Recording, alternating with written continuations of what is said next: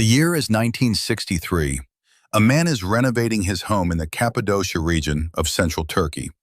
He is doing ordinary work, knocking through a wall in a basement room, expanding the space, the kind of small construction project that people in old houses undertake without much expectation of surprise. He swings his tool at the wall. The wall gives way, and on the other side of it, instead of more earth or more stone, there is a passage, a tunnel cut cleanly into the rock, leading away into darkness. He does what most people would do. He investigates. The passage does not end quickly. It continues downward, connecting to other passages, opening into chambers, branching, descending. He follows it as far as he can with whatever light he has. He comes back up and tells his neighbors. They investigate too. Word spreads. Archaeologists arrive. And what unfolds over the following weeks and months is a realization so far outside any reasonable expectation that the researchers involved have described the initial period of the discovery as a sustained state of disbelief. Beneath this unremarkable town, beneath the ordinary streets and homes and gardens of a community that had been living here for generations, was a city, not a tunnel, not a cave, a city, with rooms and corridors and staircases and ventilation systems and wells and storage areas and spaces for animals and spaces for people. Multiple levels, descending more than 80 meters into the volcanic rock of the Cappadocian Plateau, capable at its maximum capacity of housing somewhere between 20 and 50,000 people. It had been there the whole time. The people living above it had no idea. The town's name is Derinkuyu. In Turkish, it means deep well. The underground city below it is now recognized as one of the most remarkable archaeological sites in the world, and one of the most surprising demonstrations of what human beings are capable of building when survival requires it. The rock beneath Cappadocia is called tuff, volcanic ash compressed and hardened over millions of years into a material with a particular combination of properties that makes it almost uniquely suited to underground construction. It is soft enough to be cut with hand tools. It hardens when exposed to air. It insulates well. It does not crack the way harder rock does when carved into complex shapes. It is, in effect, the ideal material for building a city underground without any of the mechanical equipment that modern construction takes for granted. Someone, at some point in the distant past, understood this, and they used it. The question of who built Derinkuyu, when, and, most of all, why, is the story we're going to follow all the way down. To understand what was built at Derinkuyu, it helps to hold a specific image in mind. Think of an 18-story building. Now invert it. Put it underground with the ground floor at street level and each successive floor going deeper rather than higher, connected by staircases carved from the rock itself. Now make it not a single rectangular structure, but a branching, spreading network. Corridors extending outward from the central stairwells, rooms carved into the walls of those corridors, connecting passages linking different sections of the complex. Access points scattered across the surface above, each hidden and each connected to the whole. That is Derinkuyu. The deepest confirmed levels sit approximately 85 meters below the surface. The upper levels are larger and more complex. The lower levels are smaller and more austere. The basic physics of underground construction means that the deeper you go, the more weight you are holding up, and the more carefully you have to manage the structural load. The builders of Derinkuyu understood this. The transitions between levels were managed through narrow staircases that could only be traversed in single file, which served both a structural function and a defensive one. More on the defense shortly. The engineering achievement that visitors and archaeologists consistently identify first is the ventilation system. 52 vertical shafts run from the surface down through the complex, some of them extending all the way to the deepest inhabited levels. These shafts provide fresh air to a space that would otherwise, with any significant number of people inside it, become uninhabitable within hours. The placement of the shafts was not random.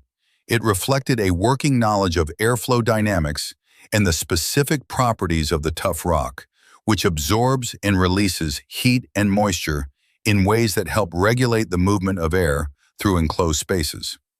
The temperature inside Derinkuyu, at all levels and in all seasons, remains between 13 and 15 degrees Celsius. This is not accidental. It is a consequence of the thermal mass of the rock surrounding the complex, the same rock that insulates a wine cellar or a root cellar from the temperature swings above. On the surface of Cappadocia, summer temperatures can exceed 40 degrees. Winters bring snow and temperatures well below freezing. Below, it is always the same: cool in summer, warmer than outside in winter. A climate that remains livable without any heating or cooling system at all. The water supply was handled with a sophistication that becomes more impressive the more you examine it. Wells were dug from within the complex downward to the water table. But critically, they were sealed at the surface. They could not be accessed from above.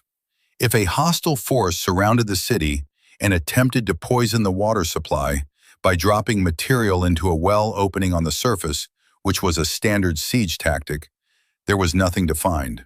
The wells only opened underground, where only the city's inhabitants could reach them.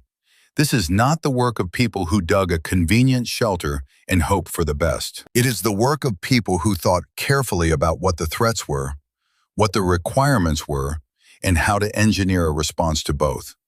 The question of how this was built, without mechanized equipment, without modern engineering tools, in the absence of everything we now take for granted in large construction projects, is one we will come back to. But first, the question of why. At intervals throughout the Derinkuyu complex, at corridor junctions, at the entrances to critical sections, at the transitions between levels, there are stone doors. They are circular. They were carved from the same tough rock as the surrounding walls and floors, ground and shaped into smooth discs that fit precisely into channels cut into the corridor walls. Each one weighs approximately half a metric ton. When closed, they seal the passage completely, and they can only be moved from one side. This detail, that the doors operate exclusively from the interior, is the core of the defensive logic of Derinkuyu. A force attacking from outside, even one that managed to breach the surface entrances and enter the tunnel network, would encounter these doors at each successive section of the complex. The doors could not be pushed or pulled from the attacking side. The locking mechanism is on the interior face only, and the fit of the stone in its channel means that even a large organized force cannot generate the leverage to move it from outside. The only way through was to have someone on the other side open it, or to break through the surrounding rock, which in tough, while possible, is slow and loud. Each door also had a small hole at its center. The hole served a dual purpose. It allowed observation of the passage beyond the door, and it was the right size and angle to insert a weapon, a spear, a lance, something that could reach an attacker who was attempting to work on the door from outside. The overall effect of this system, applied across 18 levels with multiple doors at each level, was to create a fortress in which the depth itself was the primary defense. A hostile force that entered the top level found a closed door. If it managed somehow to get through that door, it found another passage and another closed door. And the people beyond each successive door had time, the slow, methodical sound of stone being worked, to prepare, to retreat further, to regroup. The staircases connecting the levels added another dimension to this. They were narrow, cut for single-file passage. A force descending in pursuit could not rush. It could not bring numbers to bear. At each level transition, the pursuing force entered the new level one person at a time, into a space where the defenders knew the layout precisely and the attackers did not. The geography of the complex favored its inhabitants at every point. There were also false passages, corridors that appeared to continue but ended suddenly, or that led to dead ends, or that opened into chambers with no exit. For someone entering Derinkuyu without knowledge of its layout, in darkness, in an unfamiliar network of passages, surrounded by the sounds of the rock and the ventilation shafts, the disorientation would have been complete. Every step forward would have required a decision with no reliable basis. Every corridor could be the right one or could lead nowhere. And the inhabitants, moving through the space they had lived in, knew exactly where everything was. There is a practical acoustic dimension to the design as well. The tough rock and the specific geometry of the corridors and ventilation shafts transmit sound in particular ways. The inhabitants of Derinkuyu could hear activity in the upper levels and near the entrances from deeper within the complex, while sound from deeper in the complex did not propagate upward as effectively. The people inside had information about what was happening at the surface. The people at the surface did not have equivalent information about what was happening below. The defensive architecture of Derinkuyu was not built for a single engagement. It was built for sustained occupation under siege, for the specific situation in which a community needs to be safe, functional, and self-sufficient for an extended period while a hostile force is present above them. Derinkuyu was not a bunker. It was not an emergency shelter in the sense that a shelter is a bare, minimal space intended for short-term occupation. It was a city, a working, functioning community in stone, designed for extended periods of habitation by a large number of people. The evidence for this is visible in the archaeology of the space itself. The kitchen areas are large. They show the marks of sustained use. The walls and ceilings near the cooking spaces are darkened by the accumulated smoke of fires maintained over long periods. There are channels cut into the floors for drainage. There are storage chambers that were designed to hold grain and oil in the quantities required not for a few days or weeks, but for months. The ventilation design that keeps the air breathable also draws cooking smoke upward and out through the shafts. The same system that provides fresh air also removes the products of combustion from the inhabited spaces. The ground level, the level closest to the surface, was used for animals. Evidence of stabling has been found there. The marks of tethering posts, the dimensions of the spaces, the drainage patterns. Keeping livestock at the uppermost level served several purposes. The animals' body heat contributed to warming the spaces near the surface entrance. Their presence near the entrance points provided an additional layer of ambiguity for anyone examining the surface above.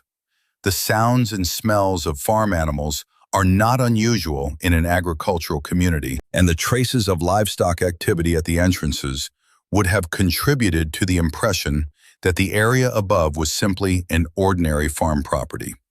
Deeper in the complex, the spaces change character. There are rooms with higher ceilings and larger floor areas, spaces that functioned as gathering places, meeting rooms, places where a community could organize and communicate. There are areas that show evidence of educational or communal activity. There are spaces that appear to have functioned as workshops, where evidence of small-scale manufacturing has been found. There are also wine presses, stone basins carved precisely where grapes could be processed. Derinkuyu sits in a region where viticulture has been practiced for thousands of years, and the community that lived here brought that practice underground with them. The ability to produce wine underground, requiring careful management of temperature and drainage, both of which the tough environment provided, meant that the city had access not just to basic nutrition, but to something that in the ancient Mediterranean world was as much a part of daily life as water. The sanitation systems are among the most practically important features of the complex, and among the least dramatic to discuss, but they are worth understanding. A community of 20,000 people in an enclosed underground space produces waste that, if not managed, would make the space uninhabitable within days. The people who designed Derinkuyu understood this and built drainage systems throughout the complex, channels, collection areas, and designated spaces managed in ways that kept the inhabited areas clean. The particular properties of tuff as a material helped. It absorbs and filters moisture effectively, and the temperature stability of the underground environment inhibits the biological processes that produce odor and contamination most rapidly. The city worked because it had been designed by people who thought about what it needed to work. Not just the dramatic elements, the defensive doors, the hidden entrances, but the unglamorous logistics of keeping thousands of people alive, healthy, and functional for months at a time in a space with no access to the surface. On the 7th level of the Derinkuyu complex, 60 meters or so below the surface, past multiple stone doors, through corridors that narrow and widen and branch in the distinctive pattern of the city's architecture, there is a church. It is not a metaphorical church. It is an actual room, larger than the surrounding spaces, shaped in the cross plan that Christian sacred architecture has used since the early centuries of the faith.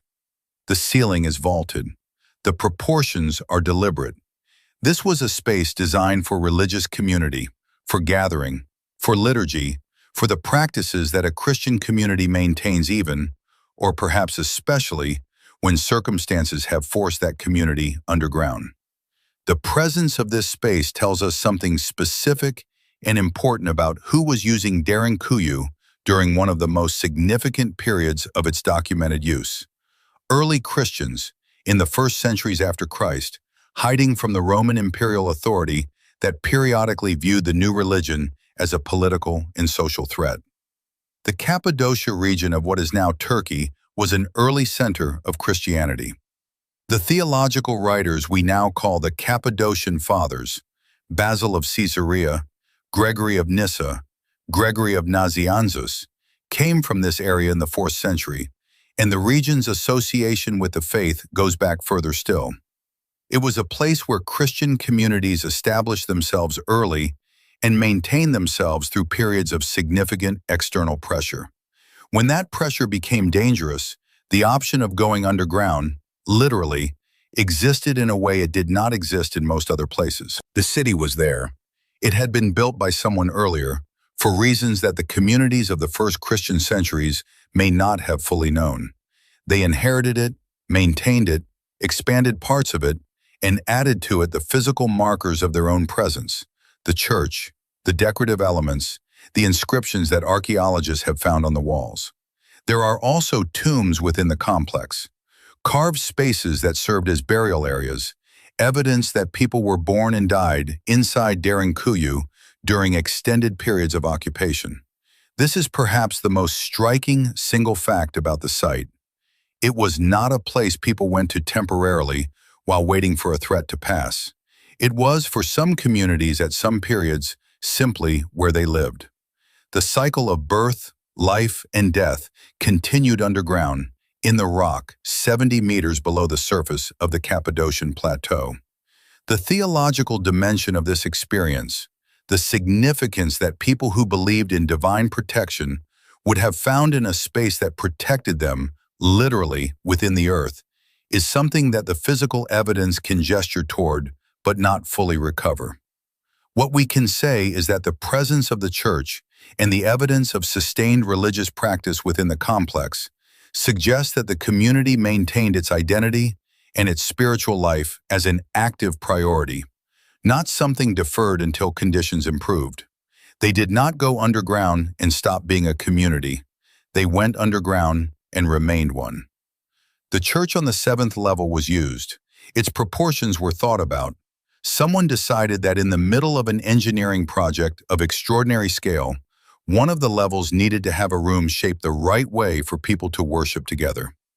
That decision tells you almost everything about what the people who lived here were trying to preserve. In the 7th and 8th centuries, the Arab armies that expanded out of the Arabian Peninsula and across the Middle East and North Africa encountered, in the Cappadocia region, a strategic problem they had not previously faced. The standard method of taking a settled area involved engaging the defending force, controlling the population, and establishing administration over the territory. It required a population to be present, to be found, engaged, and governed. In Cappadocia, the Arab commanders would arrive at a town or a village, find it apparently abandoned, search it, find nothing, and then face the particular frustration of a military operation with no visible target. The people were not refugees. They had not fled. They were under the ground. The entire population of a community, with their food supply and their animals and their most essential possessions, had moved into the rock the moment the intelligence network gave them warning that a force was approaching. The signal, a fire lit at a visible point, seen from the distance, gave enough time for the transition to happen before the advance elements of the opposing force arrived. What the army found was silence, empty streets, no smoke from fires, no sounds of habitation. The evidence of a community recently present, food and storage, animals recently cared for, the ordinary signs of life, but no people. Some forces attempted to wait them out. The logic was sound. A population underground has limited supplies and must eventually emerge. The problem was that Derinkuyu and the other underground cities of Cappadocia were not improvised shelters. They were designed specifically for the siege situation. The food storage was calculated for extended occupation. The water supply was sealed from the surface and could not be poisoned or depleted from above. The ventilation could sustain the population indefinitely from an air quality standpoint. The waiting game favored the people underground. They had supplies. They had water. They had a stable climate. The army above had to maintain supply lines, manage its animals and equipment in the field, and contend with the practical challenges of a sustained encampment, challenges that multiply with time. The asymmetry of the situation was fundamental. The defenders could outlast the besiegers as long as their supplies held.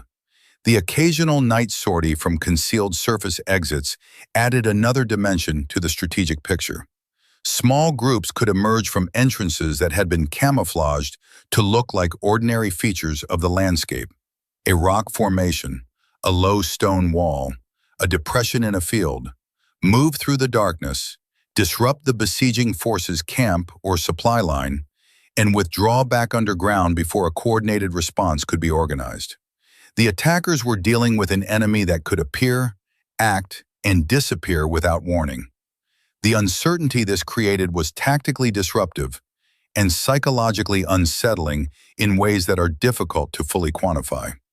Arab historians of the period recorded encounters with the Cappadocian communities with a mixture of frustration and something that reads, in translation, almost like admiration.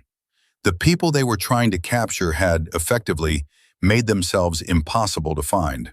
The mountain, the earth, the rock, all of it was on the side of the people who knew it. Derinkuyu is extraordinary on its own terms, but it is not alone.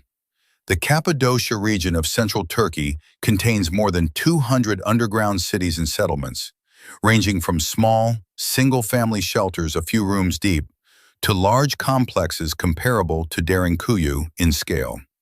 The distribution of these sites across the landscape is not random. They appear at intervals that suggest deliberate planning, a network of defended positions that cover the region rather than a single point of refuge. The most significant connection in this network is the tunnel that runs from Derinkuyu to another large underground city called Kaymakli, located approximately 9 kilometers to the north. This tunnel, discovered in the course of the archaeological work following the 1963 find, is not a natural feature.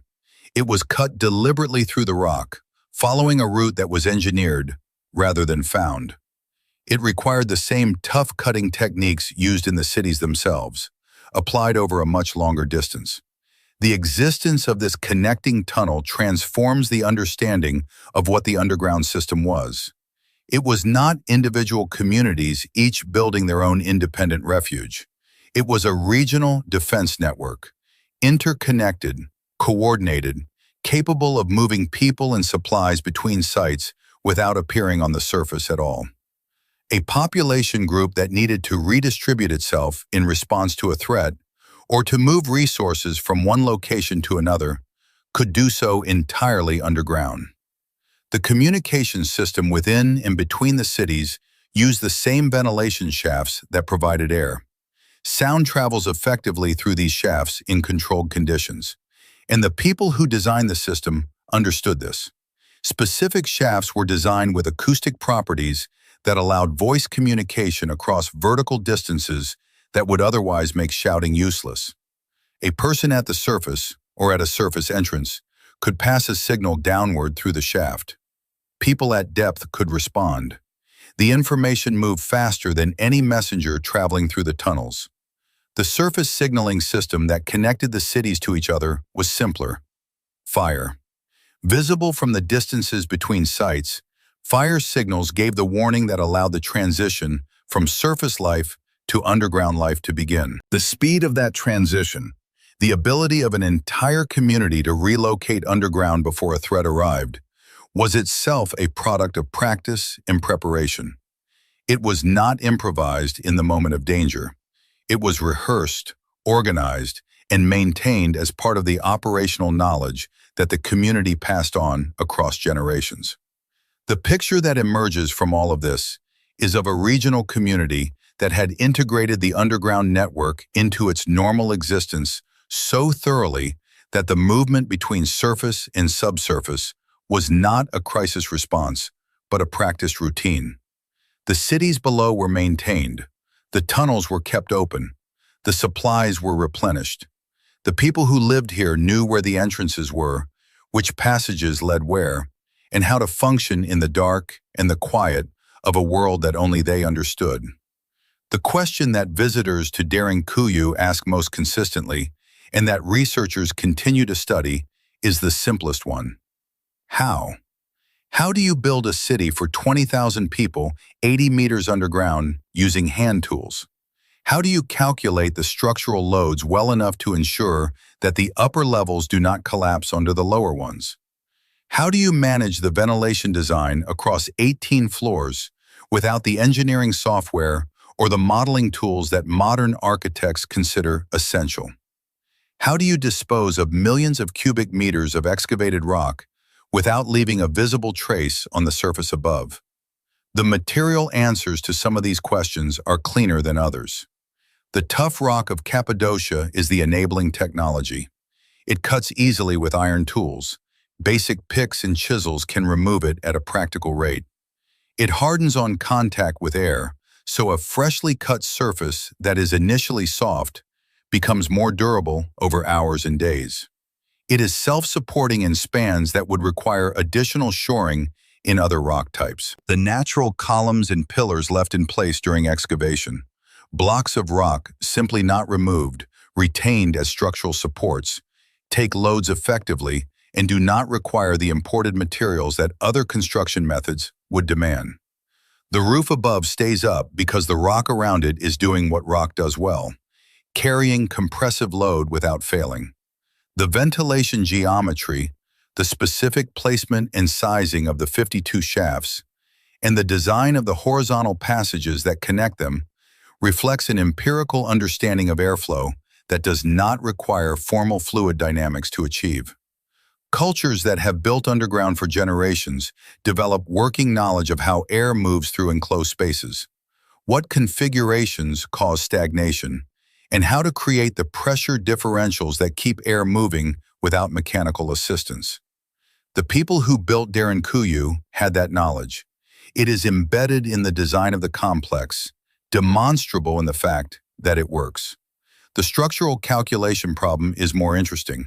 The loads that the upper levels impose on the lower ones are substantial, and the distribution of those loads through the rock between levels required decisions about the thickness of the floors and the spacing of the supporting columns that were functionally correct. The buildings above the complex did not collapse through the upper levels into the lower ones. The lower levels did not lose their ceilings. The structure has survived, in its essential form, for thousands of years and through the significant seismic activity that the Cappadocia region experiences regularly. The disposal of the excavated material is the question with the least satisfying documented answer. Millions of cubic meters of tuff were removed from the underground spaces during the construction of Derinkuyu, and the other Cappadocian cities. Where did it go? The surface archaeology does not show obvious spoil heaps that would correspond to the volume removed. Some of it was clearly used as building material for surface structures. Tough blocks are common in the historic architecture of the region, but the full accounting has not been resolved.